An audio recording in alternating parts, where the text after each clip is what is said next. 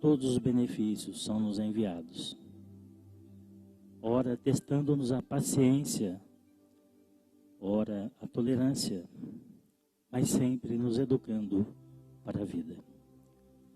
Que possamos, Senhor, ter a grandeza de aproveitar esses ensinamentos, apropriando-nos deste conhecimento através da prática de boas ações na nossa existência. E que a Tua paz permaneça e continue conosco sempre, conforme são as Tuas leis e vontade, e que assim seja. Nós temos a grata satisfação de receber o nosso amigo Edgar Miguel hoje para fazer alguns questionamentos para a gente. Edgar, seja bem-vindo e bom trabalho.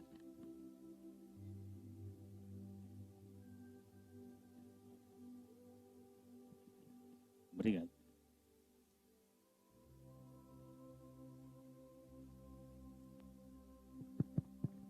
Bom dia, espero que vocês estejam bem, todos nós estejamos bem, porque tanto Jesus quanto a doutrina espírita vieram nos dar algo.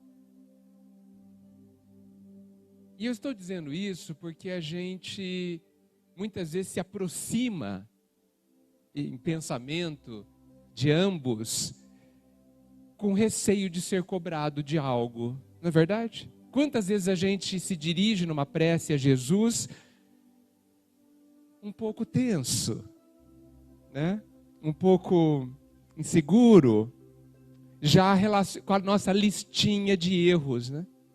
Puxa, falo contigo e hoje eu fiz isso, hoje eu não fiz aquilo, e a gente se esquece que Ele não veio cobrar absolutamente nada e nunca nos cobrou nada.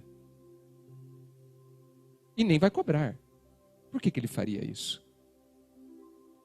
Que quando Ele fala que a gente deve fazer algo, esse deve não é uma obrigação.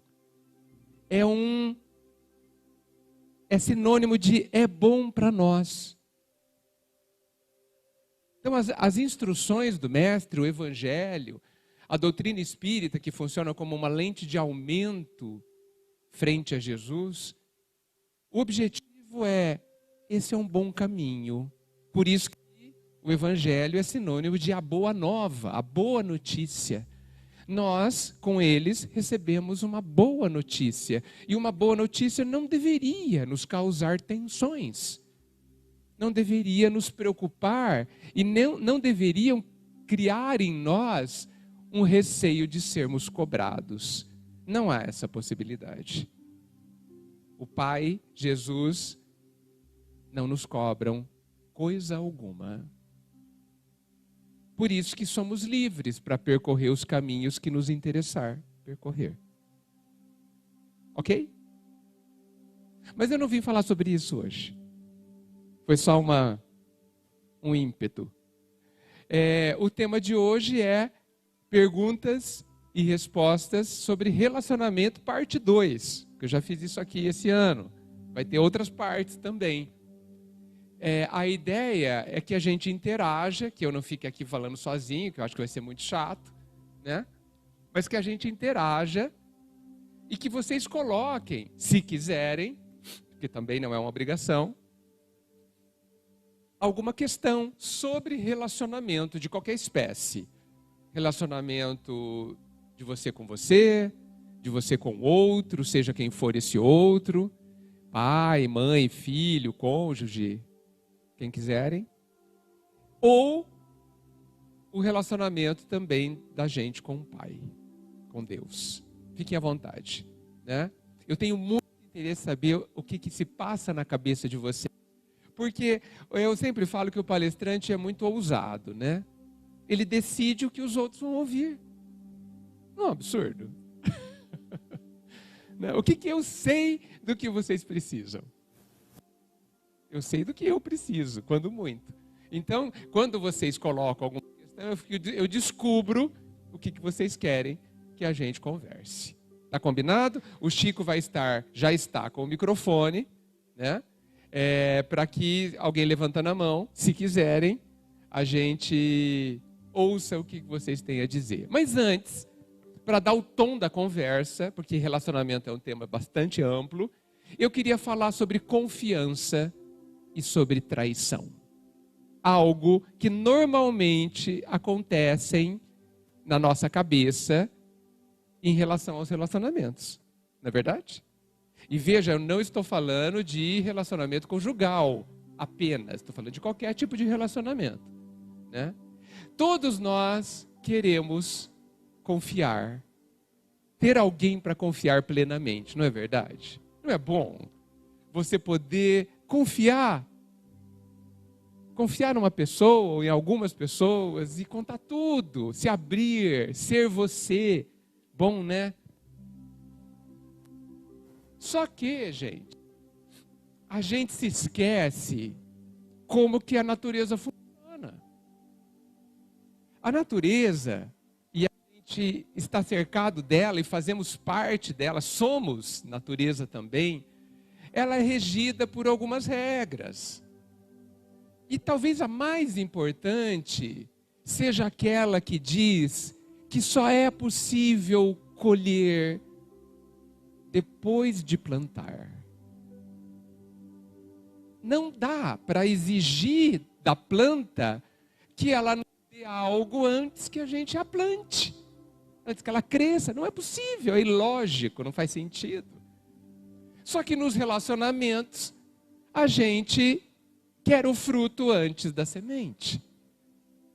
A gente pensa, puxa, procura alguém em quem confiar. Estou falando de amizade, estou falando de relacionamento conjugal, estou falando de relacionamento no trabalho, qualquer um. Mas quando é que a gente se faz a pergunta, sou confiável? Porque esta é a forma de plantarmos.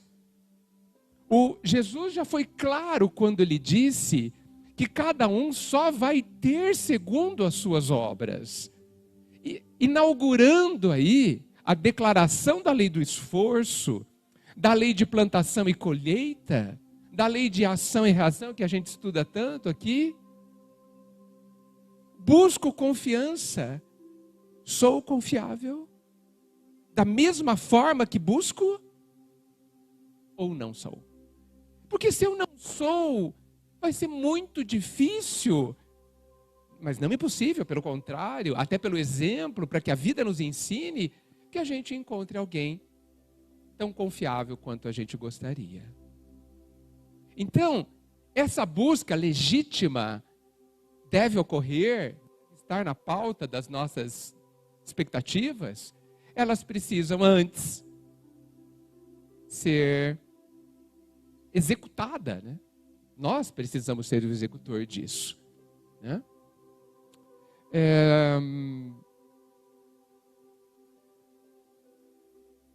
É isso. Acho que a gente poderia começar por aí, para eu não ficar falando muito. Alguém gostaria de levantar alguma questão sobre esse tema ou sobre qualquer um de relacionamento? Alguém sim. 2 pessoas já, que ótimo. Estou curioso.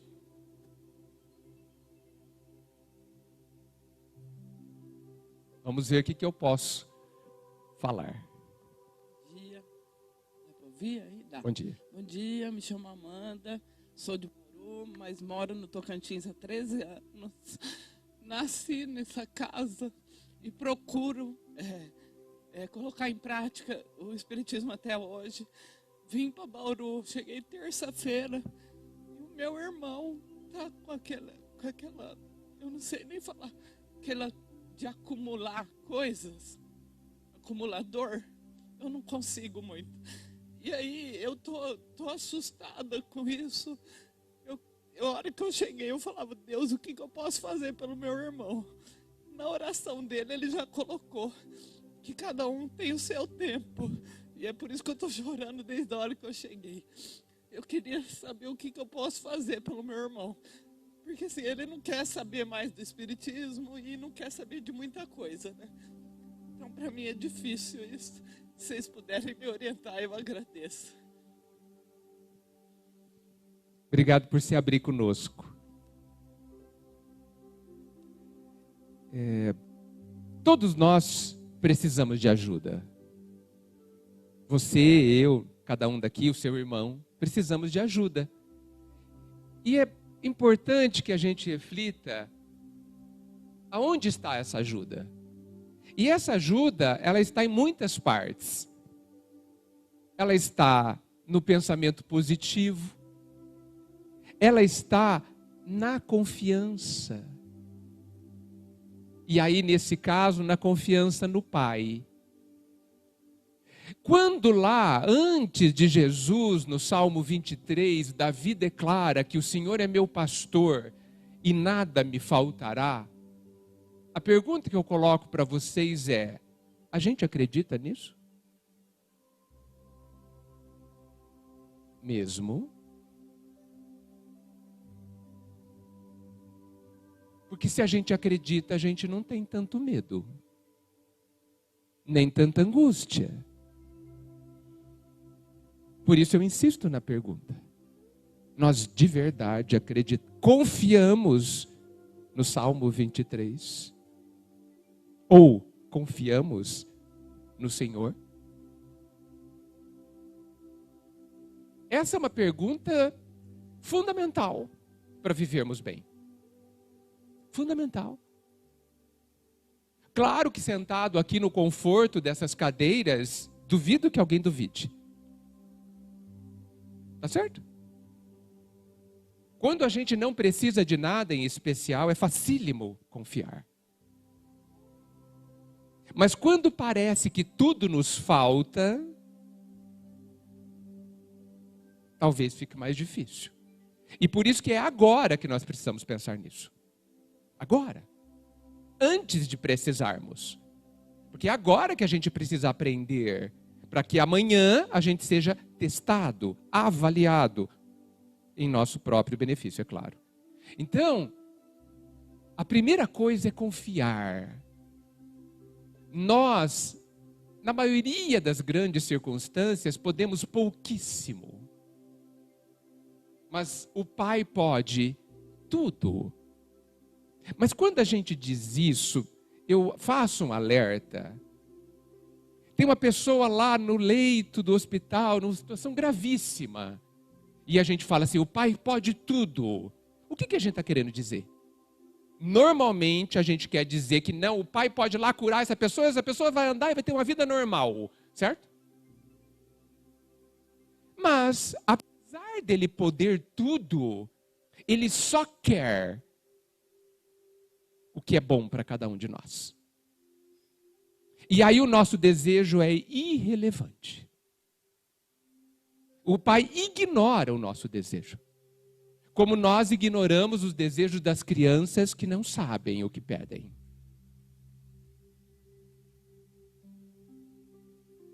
Então, quando a gente diz, o Pai pode tudo, que tipo de confiança a gente está tendo? Se for a confiança de que a pessoa não morrerá, é uma confiança ilógica, porque a pessoa morrerá. Sabe Lázaro, aquele que foi ressuscitar, aquele que foi tirado da tumba lá por Jesus? Sabe? Vocês estão vendo ele por aí? Não, né? Por quê? Porque ele desencarnou. Impressionante. Ok? Sabe aqueles que foram curados da lepra por Jesus? Alguém os conhece? Não. Por quê? Porque eles morreram. Tá? Então, o que isso quer dizer? O Pai pode tudo, mas ele só faz o que é útil, o que é bom para cada um de nós. Então, agora, apesar disso, e por conta disso, a nossa confiança precisa ser: tudo o que acontece é bom. Mesmo que eu não goste. Mesmo que eu não saiba viver. Mesmo que eu não saiba ainda lidar com a situação. Mas se eu estou dentro de uma escola, da escola da vida, aqui encarnado, e tudo aqui são exercícios, e tudo aqui são exercícios para me ensinar a ser feliz e ser melhor, então tudo aqui é útil, é bom para mim. e para quem vive. Então, me parece que essa é a forma de confiar. Quantas vezes, quase todas, a gente precisa aprender a entregar as coisas ao Pai. Senhor, dentro do meu entendimento, eu entendo que já fiz tudo. Já fiz tudo o que eu sabia fazer e que eu entendo que deva fazer. Se eu fiz tudo, não há mais nada para você fazer. Agora começa a parte do Pai, que pode o resto. Isso tem a ver com confiar. Pai, entrego nas tuas mãos, porque o Senhor sabe de mim. O Senhor sabe o que eu preciso e o que eu não preciso. E ficarmos em paz. Essa é a parte mais importante, inclusive. Porque se a gente confia e não tem paz, suspeito que a gente não confia. Ou pelo menos não confia o quanto. Essa, respondendo a sua pergunta, me parece a primeira grande questão. Verifique tudo o que você possa fazer. Talvez ele precise de ajuda médica, um psiquiatra. Ah, mas ele não quer. A criança também não quer ir ao médico. Será que a gente deve atender a criança? Será que o nosso irmão, às vezes mais velho que a gente, inclusive, sabe o que quer? E talvez a gente deva contrariá-lo. Eu disse talvez, porque cada caso é um caso. Talvez eu deva contrariá-lo e levá-lo, ou chamar um médico, mesmo que ele não queira. Enfim, em cada contexto, a gente analisar o que podemos fazer em benefício dele, estando antecipadamente bem e confiante, e procurando fazer tudo o que nos cabe. Então, procurar um médico, um psiquiatra, um psicólogo, uma ajuda a respeito de saúde mental, verificar o que é possível fazer para que ele tenha uma melhor condição material de vida, verificar a questão da saúde física. Isso são coisas que a gente muitas vezes pode fazer. Digamos que seja tudo o que eu possa fazer. Se eu fiz tudo, eu não preciso fazer mais nada. Tudo é tudo. Tá certo isso? Mas eu insisto na primeira parte. Fazermos o que é possível fazer e confiarmos. Isso é muito importante. Espero que essa resposta te faça bem. E eu acho que vindo aqui, você não veio certamente por conta da palestra. E faz muito bem. Você veio em busca de serenidade. E esse é um ambiente de serenidade. Certamente, você e todos nós estamos encontrando o que a gente precisa. Ok?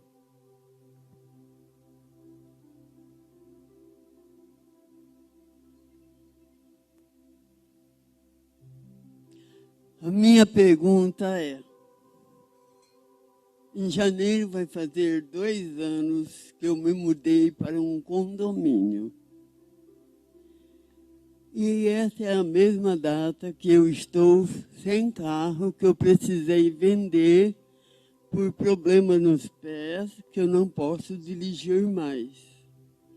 Então, minha vaga está ali, sem usar, momentaneamente, porque o apartamento está no nome da minha filha e eu que resido lá.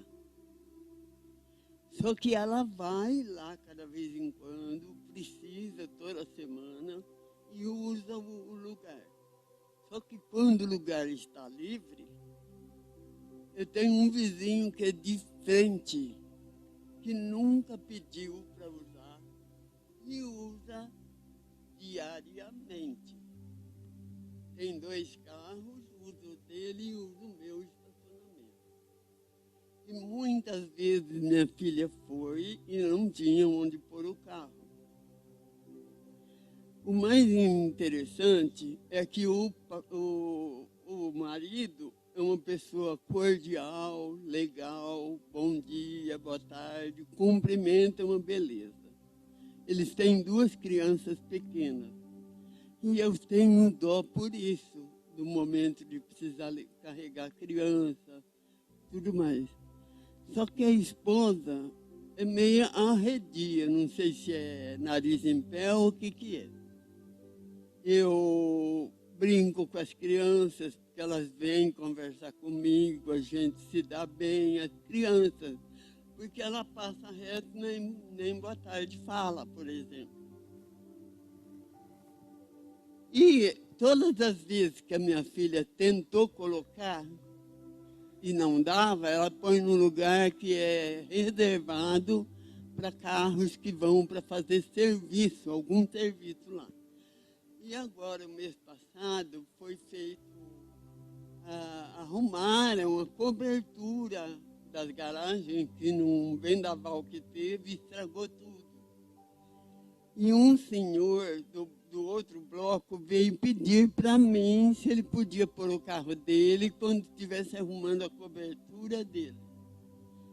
Eu falei que sim. Só que meia hora depois ele ligou para mim e disse, não posso pôr, tem um carro lá. O que eu faço? Eu falei, olha, eu vou olhar que carro que é, porque eu não autorizei ninguém. E era o carro do vizinho, os 2 estavam lá. Aí eu resolvi ir, bati na porta, pedi para ele, por favor, que teve um vizinho que me pediu para usar o estacionamento, se ele podia tirar. Aí eu já vou. E foi, tirou. Depois disso, eu acreditava que eles não iam mais usar, porque nunca pediram, nunca chegaram em mim para falar nada. Só que continuam. O que eu devo fazer? Que coisa linda, né? Condomínio e vertical ou horizontal são excelentes escolas de relacionamento. A gente não quer aprender? O pai dá a lição. Vai morar em condomínio. Vai morar em prédio. Juntinho um do outro. Né? Por quê? Para que a gente tenha experiências que nos ensinem. Como que é que a gente vai aprender sobre relacionamento sem relacionamento? Impossível. A gente que vive pedindo paciência, a gente pede paciência. Deus, me dê paciência, né? Deus não dá. Ele dá alguém bem chato para ficar perto de você. Porque como você vai aprender paciência com alguém legal? Possivelmente você vai ser o chato. Então ele dá alguém chato, dá um problema como esse, para a gente aprender a se relacionar. E a lei já foi colocada como a gente resolve. Como a gente gostaria de ser tratado? É como a gente deve tratar. E a gente gostaria de ser tratado como? Com respeito, com consideração, e etc. É assim. Gostaríamos que fossem justos conosco. Só que, lembra do que foi dito no começo? Como que eu vou esperar o fruto sem a semente? Ah, mas na minha vida acontece muita coisa injusta. Você é justo?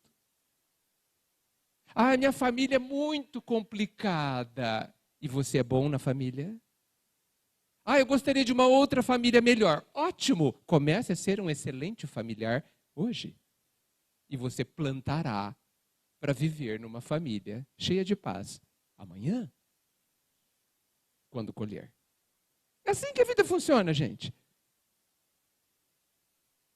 Quando a gente planta uma florzinha, a gente espera a flor. Mas tem que plantar, tem que cuidar. É assim que acontece sobre todas as coisas.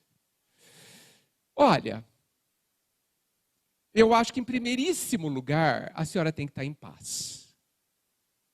Certamente tudo isso te incomoda. Tira o sono, talvez. Cause mágoa, quem sabe. Indignação, muito possivelmente. Né? É possível que isso nos perturbe. Viver uma situação dessa, aposto que muita gente ficou irritado só de ouvir. Tá certo? Alguém deve ter pensado, se fosse a senhora, pontinhos. Tá certo? Não contem para ela a ideia. Né? Não contem. Não deem maus conselhos. Né? Em primeiríssimo lugar, eu entendo que tudo o que nos acontece, tudo, é para que a gente aprenda alguma coisa. Principalmente quando a gente vive situações que a gente chama de injustas. Principalmente quando o outro está errado.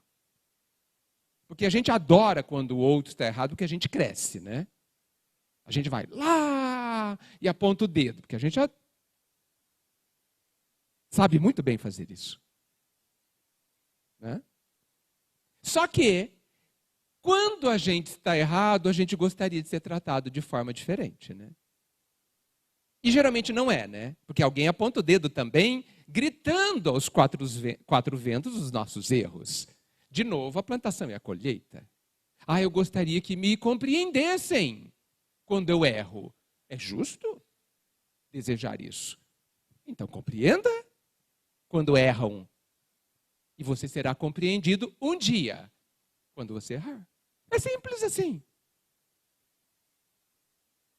Não é justo, gente, que eu só usufrua do doce fruto depois de plantar a semente. Não é justo. Então a gente precisa começar rápido a fazer essas plantações. Então, de novo, tudo que nos acontece, e também no caso que a senhora relatou, a senhora está em pleno exercício, a senhora está no meio de uma grande e importante lição. E essa lição toca naqueles pontos que eu já citei. Compreensão do outro.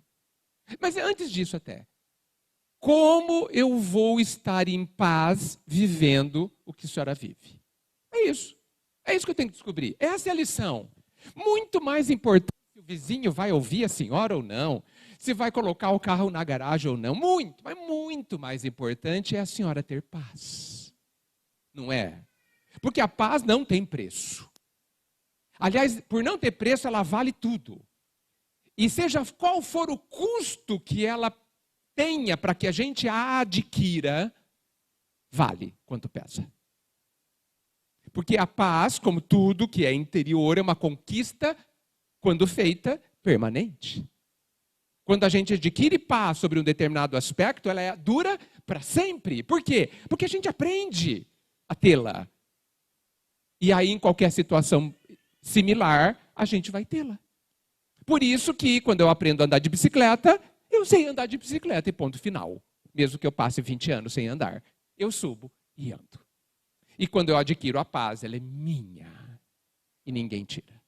Então, antes de tudo, o que eu posso sugerir para que haja reflexão da senhora sobre o que eu estou dizendo e de todos, procure mergulhar em si mesma e descobrir aonde é que dói viver essa situação. Dê nome a esse sentimento, ou a estes sentimentos. Se pergunte por que eu estou sentindo isso e nunca responda, nunca, a essa pergunta que é por causa do outro. Porque não é. Nunca é. Eu estou com raiva porque o vizinho. Não é verdade. Eu estou com raiva porque eu não sei não ter raiva. É por isso que eu estou com raiva. Porque hoje eu tenho raiva do vizinho. Amanhã eu vou ter raiva porque a carne subiu. Amanhã eu vou ter raiva porque está frio. Ou seja, sou eu que vivo internamente uma determinada condição. Sou eu que não sei viver alguma coisa que foge do meu controle. Porque esta é a definição de raiva. Quando é que eu tenho raiva? Quando as coisas saem do meu controle. Não é? sou eu que a tenho, então ela é minha. Cuide dela. Cuide para que ela não apareça, inclusive, mais. Ou para que ela se transforme. Porque todos os sentimentos ou emoções dentro de nós são extremamente úteis. Ninguém deve pegar a sua raiva e jogar fora, até porque não vai conseguir. Por quê? Porque ela é útil. A raiva é o nome que a gente dá a uma energia extremamente útil que ficou desequilibrada.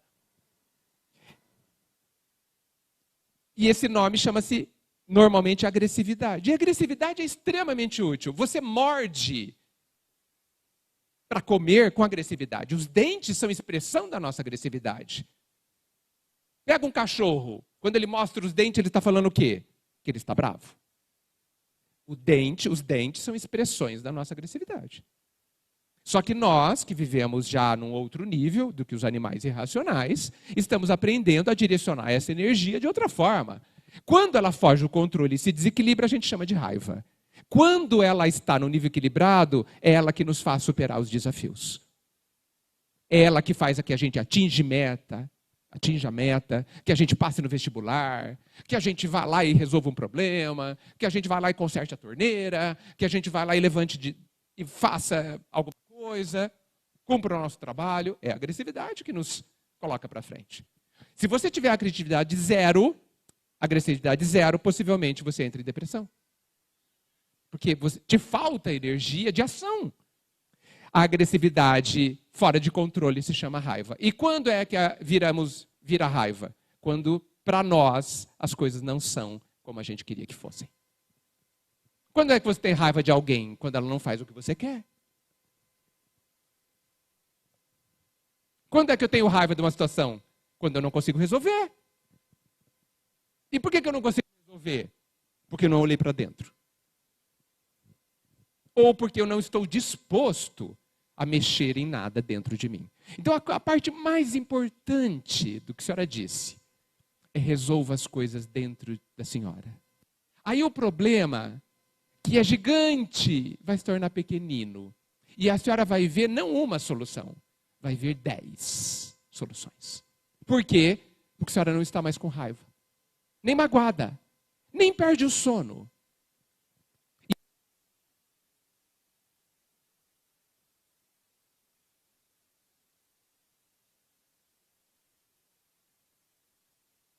Oi. E vai resolver com suavidade.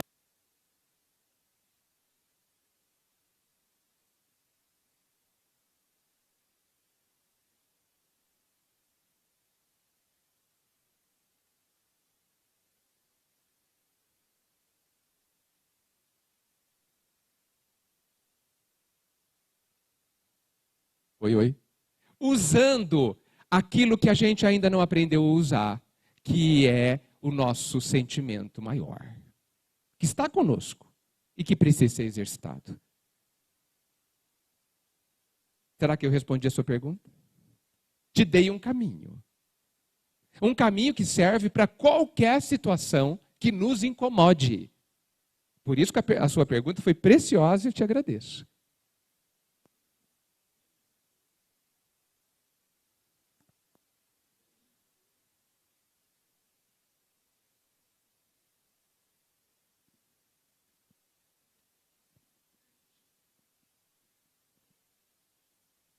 Obrigado. Ele liga e desliga. O mais importante, gente, é o que a gente vai fazer conosco diante das situações. Enquanto a gente achar que a gente tem que mudar o que está do lado de fora, em primeiro lugar, a gente continua enganado da vida. Eu não estou dizendo que as coisas do lado de fora não devam ser mudadas. Nós vamos mudar a nossa sociedade. Nós vamos mudar o ambiente que a gente vive. Mas no meu entendimento, e no meu entendimento da doutrina, e por isso está para vocês refletirem, eu preciso começar de mim. Depois que eu trabalhar em mim, eu terei meios, condições e inteligência de mudar do lado de fora. Esse é o meu entendimento. Oi. Será que você consegue falar alto? Eu vou levar aí para você.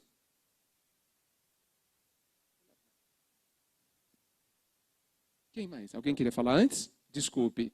Espera um pouquinho, então. Bom dia. Relacionamento com filhos é desafiador, né?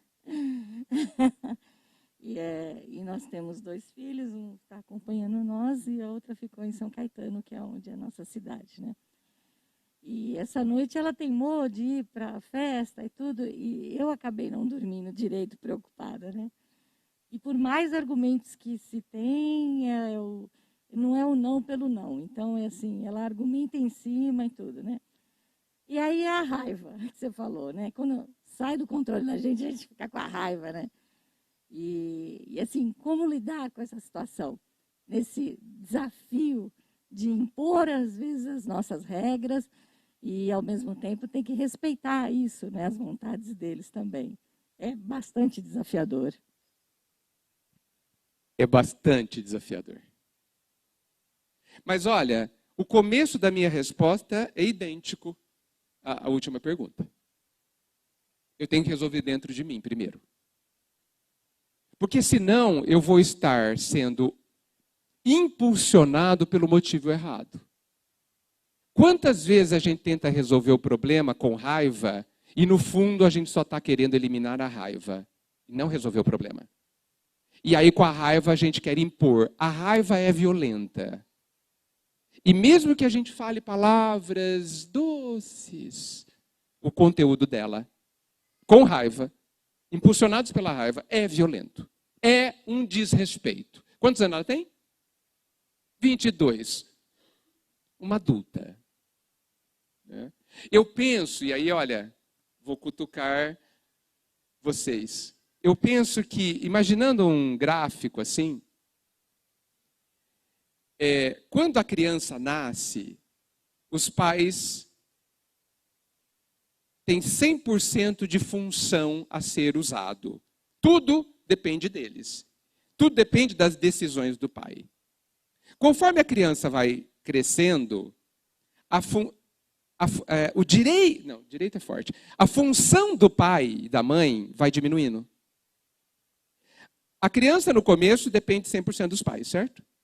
E depois, com o tempo, depende cada vez menos. Tá certo isso? Precisa cada vez menos.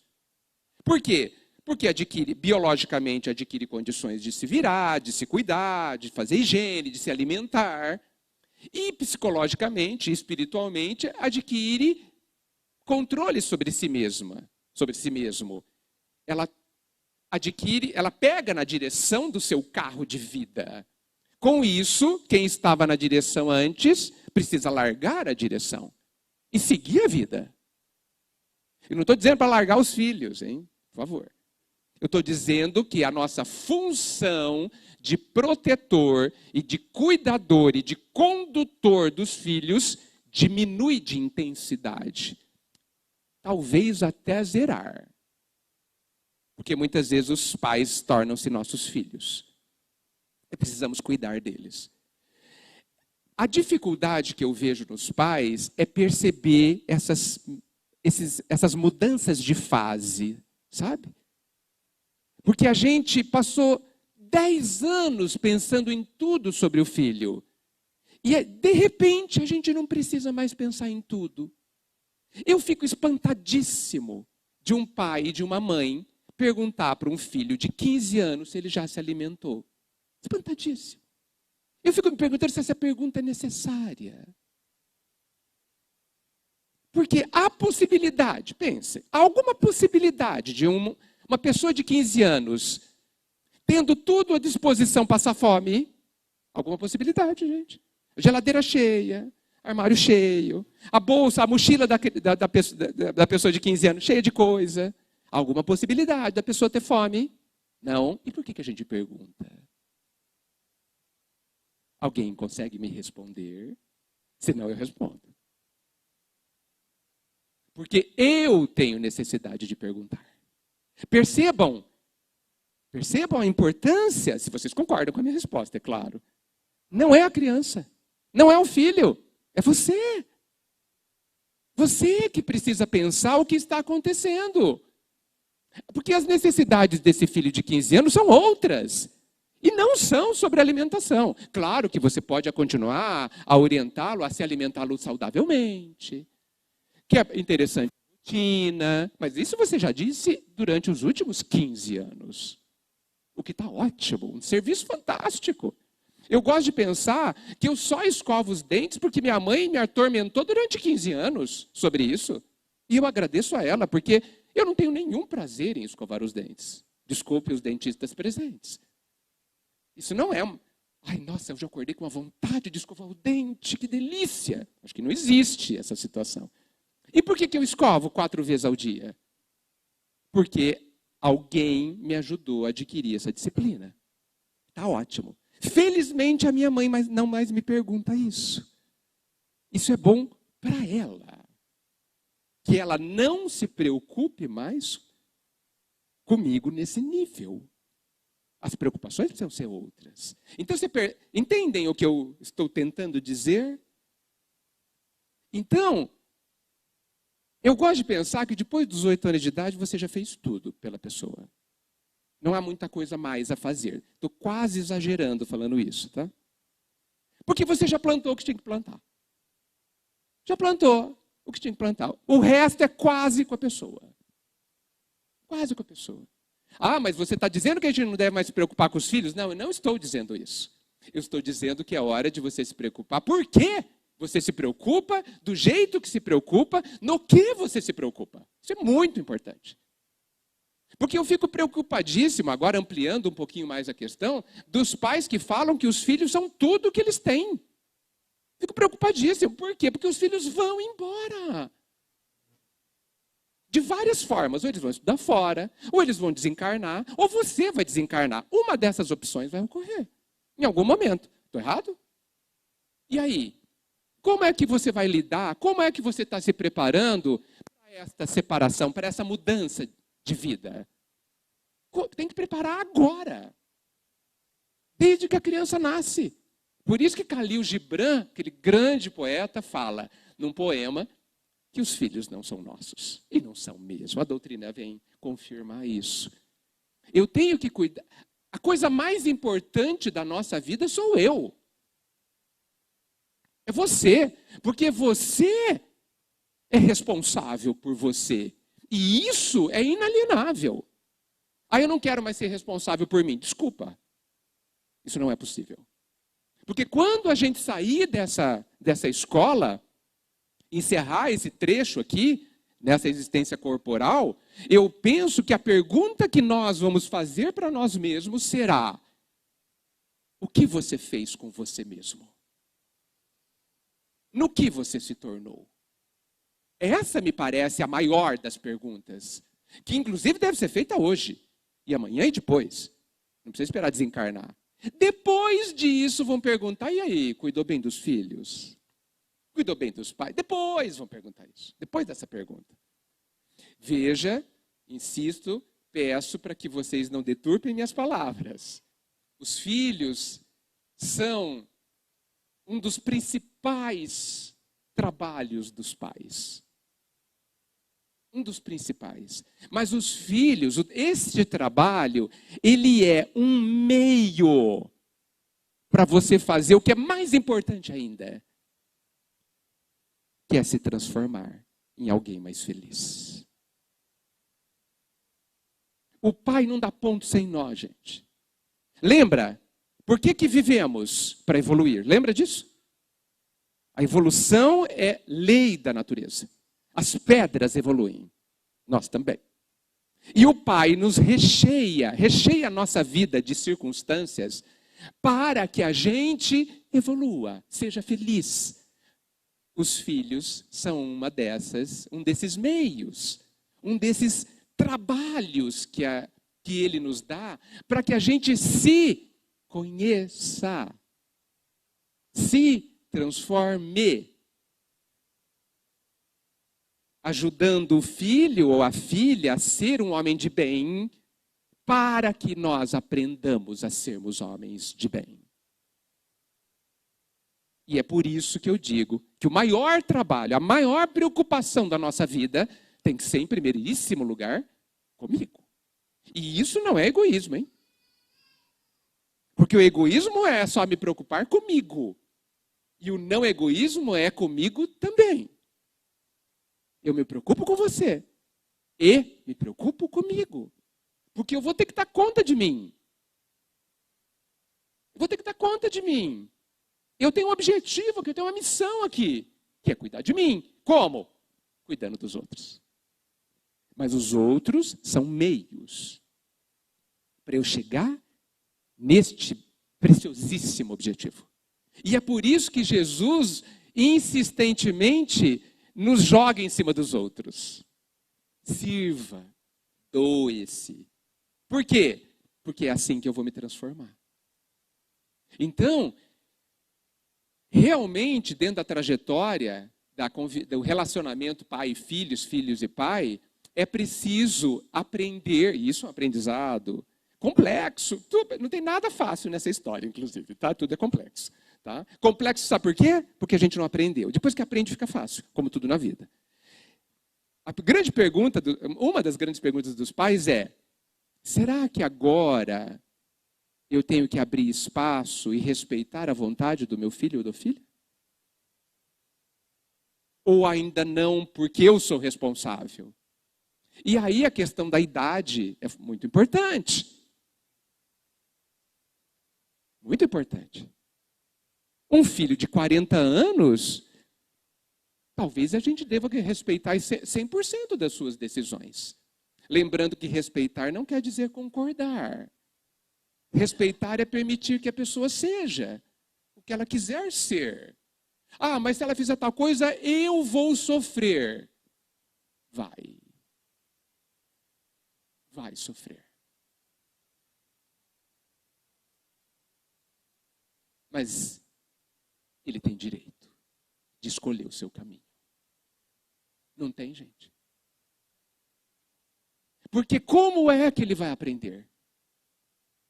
Como? Não tem jeito. O pai não faz isso conosco? Ele nos, aspas, larga aqui. Aspas, hein? Não faz nada disso. Tá? Ó, tomem suas decisões, exercitem o livre-arbítrio. Eu vou colocar limites, é claro, porque ele não deixa a gente fazer muita bobagem.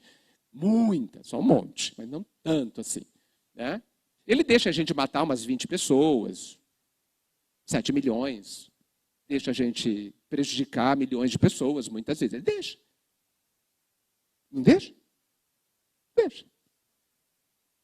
Mas ele nunca tira da gente a consequência. Só se amarmos muito. Porque o amor cobre a multidão de pecados. Que é outra coisa que a gente precisa compreender. Mas como é que a gente vai aprender se não subir na bicicleta e cair algumas vezes? Não tem jeito. E para isso você tem que deixar ele subir na bicicleta e cair. Sabe por quê que não é tão grave? Porque ninguém morre de verdade. Nem morrer a gente pode. Porque nada de infinitamente prejudicial vai acontecer com quem a gente ama. Ah, mas ele vai sofrer muito. Vai.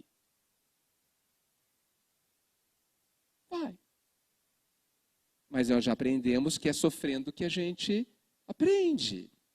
E, olha só que fantástico, a dor termina. Não há dores eternas. E é por isso que nós vamos chorar juntos. Chorar de ver o outro escolhendo um caminho que a gente sabe que é triste, mas que não tem outra forma da pessoa aprender. E é por isso que a gente vai continuar aonde é a nossa posição de quem ama. E aí eu não estou falando só dos pais. É continuar naquela posição de braços abertos a receber quando a pessoa quiser voltar. Quando a pessoa não tiver para onde ir. E aí eu não estou falando de casa, estou falando de sentimento. Que a gente esteja disponível, pronto, atento às necessidades do outro, quando o outro não souber mais o que fazer. Quando o outro não souber mais como viver até.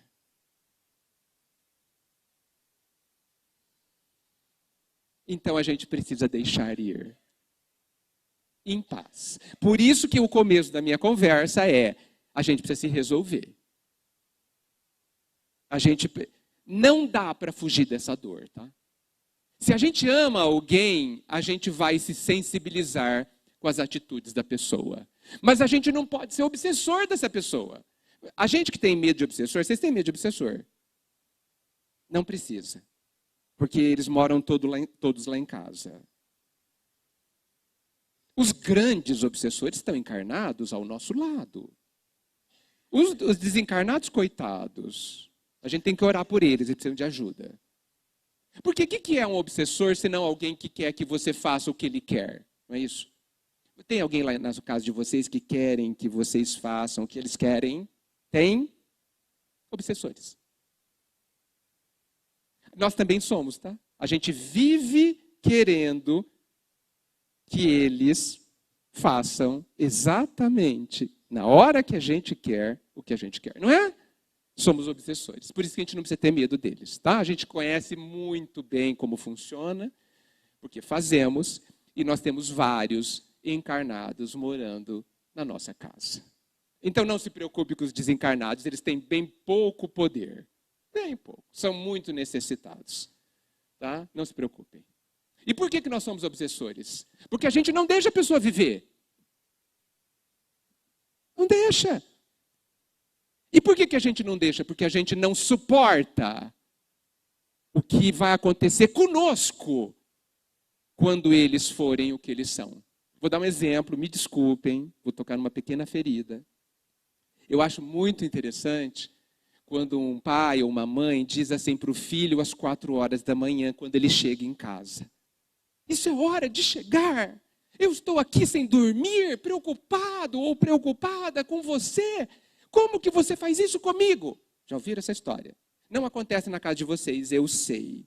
Acontece em alguns bairros daqui da cidade, mas onde vocês moram eu tenho certeza que não. Nessa história, quase desconhecida por vocês, o pai ou a mãe está mesmo preocupado com o filho ou consigo mesmo? Olha a minha frase. Como que você faz isso comigo? Eu estou aqui sem dormir. Você não pensa em mim. Alguma preocupação com o filho? Não, nenhuma, né? Você falou tudo. Se revelou. Se traiu. É que os filhos não são espertos, não têm maturidade. Ah, é, mãe ou pai.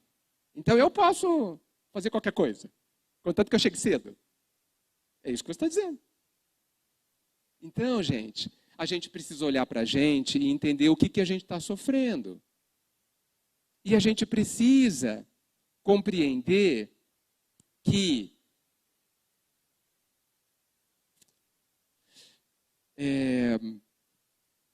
a nossa glória, e isso vale para qualquer tipo de relacionamento, está em a gente oferecer o que a gente mais sabe e mais tem de bom para o outro. E o outro, queiramos nós ou não, em qualquer relacionamento, precisa ser livre para viver. Por isso que vou retomar com Khalil Gibran, ele fala, quando ele fala de casamento, ele fala que um casamento é que nem as colunas de um templo. Não podem estar grudadas, senão o teto cai. Então tem uma coluna aqui e outra ali. E sustenta o teto. Porque se tivesse apenas 2 colunas grudadas aqui, esse teto cairia. Ele fala também que um relacionamento de qualquer espécie precisa ser que nem as cordas de um violão. Se elas estiverem grudadas, elas não tocam. Elas precisam estar separadas. Porque cada um precisa ser cada um. E o que nós podemos fazer pelo outro? Essa é uma pergunta que eu estava esperando que alguém fizesse. Como que eu ajudo as pessoas que eu amo? Como que eu ajudo as pessoas que eu amo? Sabe qual é a resposta que eu tenho? Para vocês refletirem. Sejam felizes antes. E vocês vão mostrar para eles como é que se faz. Para serem também. Porque o exemplo arrasta, gente. O exemplo é muito marcante. as palavras, eu ouço pessoas falando assim, faz 10 anos que eu ouço para a pessoa e ela não me atende.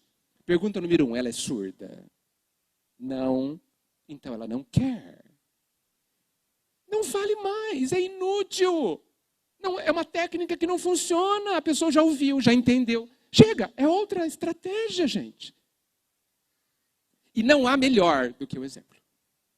Faça. Se transforme naquilo que você está sugerindo que o outro seja. O seu conselho, eu tenho certeza, é excelente.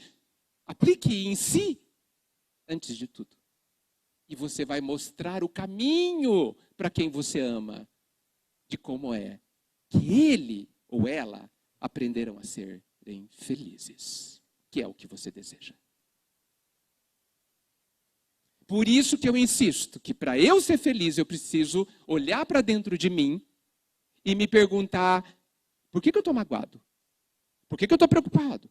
Por que eu estou com medo? Por que eu me sinto perdido?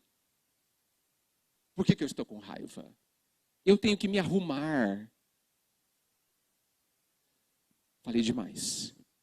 Tem mais uma pessoa ou duas que precisam falar. Bom dia. Bom dia. Assim, ó, eu vinha conversando com Deus, porque faz muito tempo que eu estou sozinha, né? Sem nenhum relacionamento.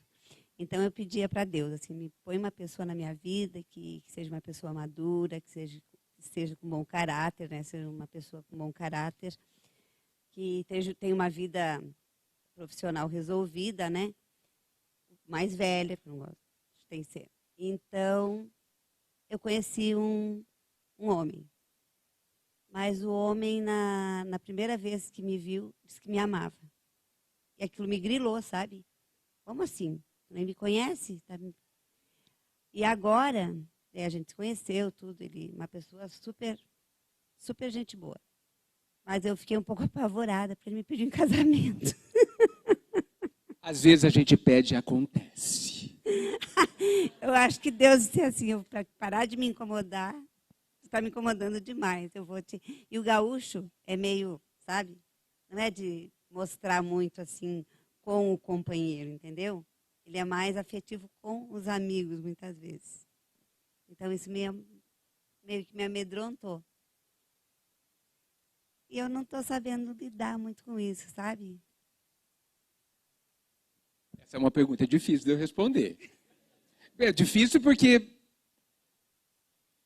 eu só posso te dizer que você precisa de verdade saber o que você está buscando. Sabe por quê?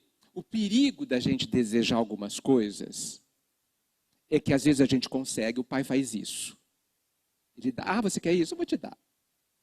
Vai ser uma encrenca, não estou falando que é o seu caso. Tá? Você vai dar problema, mas é um jeito de aprender. Às vezes a gente dá, pede para a criança ir e sabe que vai dar errado. Fazemos isso com funcionários também. Bem, enfim. O perigo da gente desejar, e a gente deseja muito, é quando acontece, a gente não sabe o que isso ativa, o que isso mexe conosco. E isso é prova de que a gente está aprendendo a querer. Porque a gente não sabe o que pede. Não sabe, definitivamente não sabe. Mas tudo que a gente pede pode ser muito útil, porque a gente vai aprender. Eu não conheço outra resposta a não ser se conhecer, mergulhar em si e tomar muito cuidado com expectativa. Porque eu acho que o grande problema dos relacionamentos, inclusive os afetivos conjugais, é porque a gente espera demais. Demais. E normalmente quer dar muito pouco. Muito pouco. Me permita, já que você disse, eu vou ter que falar uma coisinha que pode ser útil, já que você permite. Você disse que você pediu para a vida uma série de coisas, né? No seu pedido, não tinha nenhuma linha, pelo menos que você disse, que você iria dar em troca. Pensa nisso. Porque relacionamento é troca. E quando a gente quer um relacionamento só para receber, Normalmente, não entendam isso como regra, vai haver frustrações. Vai haver. Por quê? Porque talvez o outro não tenha tudo para dar. A gente adora, vocês já me ouviram dizer, estar na frente da goiabeira, gritando que quer manga. E com certeza não é a goiabeira que tem problemas quando isso acontece. A gente é bem estranho, vocês não acham? Pensa, ok? Dá tempo da última pergunta? Chico, sim. Bom dia. Bom dia. Então, acho que o senhor acabou falando aí na terceira fala. O senhor gostaria de ter ouvido, né, das nossas perguntas. E, assim, no meu dia a dia, né, com relacionamentos não só pessoal, como relacionamentos com pessoas, com colegas de trabalho e etc. Mas a gente tem aprendido dentro da casa espírita, profundamente dentro do livro dos Espíritos, do Evangelho segundo o Espiritismo, uma máxima, né? Fazer para os outros que a gente gostaria que os outros fizessem pela gente. Essa máxima, gostaria de ouvir do senhor, por favor. Essa máxima, ela deve ser colocada em todas as ocasiões, porque eu posso estar errado, né? Mas na hora de enfrentar a resposta, né, de traições ou mal colocações, etc., temos que usar essa máxima, fazer para o Senhor o que eu gostaria que o Senhor fizesse para mim.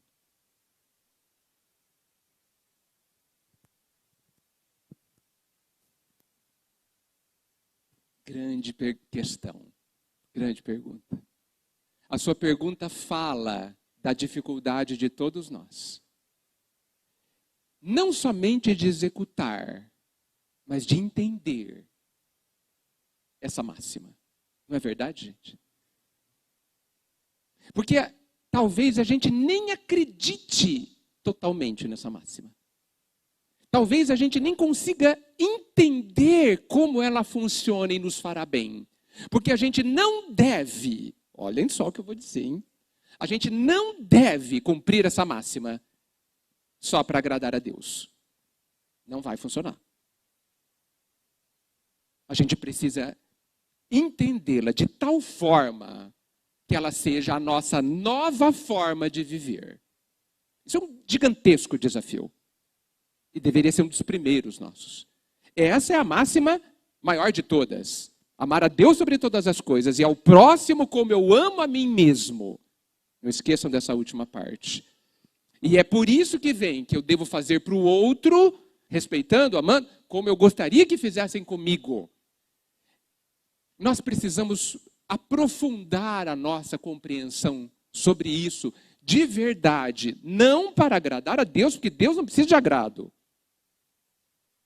Porque Ele deu um caminho, o melhor de todos, asfaltado, iluminado, que é este. Mas a gente precisa olhar para esse caminho e compreender. Eu não posso te responder outra coisa senão sim. Nós precisamos, para sermos de verdade felizes, aprender a fazer isso. Nós vamos conseguir? Tão cedo não. E isso não é grave. Não conseguirmos amarmos desta forma, respeitarmos o outro dessa forma, não é grave. Ninguém vai para o purgatório, ou para o umbral, só por causa disso. Fiquem tranquilos. Porque está tudo previsto, o pai sabe até onde a gente pode chegar.